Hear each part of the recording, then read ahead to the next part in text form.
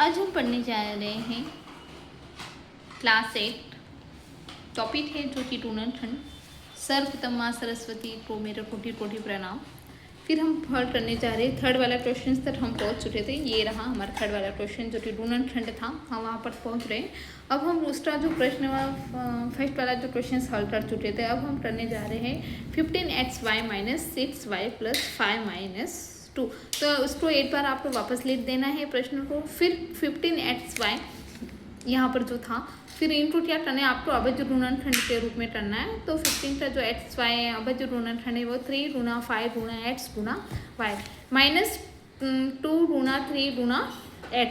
फिर जो आया इन दोनों में जो कॉमन जो आया आप देख सकते हैं, मैंने रेड पेन से अंडरलाइन की थी 3x 5 - 2। फिर इसी तरह हमने 5 - को भी 2 को भी इसी तरह जब किया तो इन कॉमन कुछ नहीं था तो हम 1 समझ सकते, क्योंकि 8 जो ऐसी संख्या है जो दिखती नहीं लेकिन वो होती है, क्योंकि 8 किसी भी संख्या के साथ में गुना होता है तो हमें वही संख्या प्राप्त होती है। तो हमारा जो आंसर जो आया है आप देख सकते हैं, देखो 8 तो 5y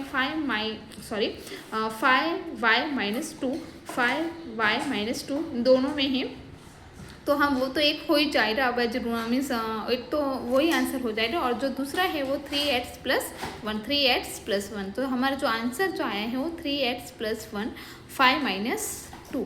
आप देख सकते हैं। अगर आपको प्लीज़ समझ में नहीं आए तो प्लीज़ मुझे कमेंट करें। इसी तरह हम थर्ड वाले में कुछ प्रॉब्लम थी, मैं इसे वापस समझा दूँगी आपको। हम चलते आगे की तरफ। तो प्रश्नावली जो है वो 12.1 क्लास 8 का फोर्थ वाला क्वेश्चन है 15p³ + 15 + 9q + 25। इस प्रश्न को क्वेश्चन को आपको एक बार इसी तरह लिख देना है। फिर यहाँ पर मैंने जो 15p³ देखो ये p³ इसमें है और p³ इसमें है, तो इनको देखो 9 और 25 तो हो ही नहीं सकता, तो सबसे पहले इन्हें क्रमानुसार लिखना पड़ेगा।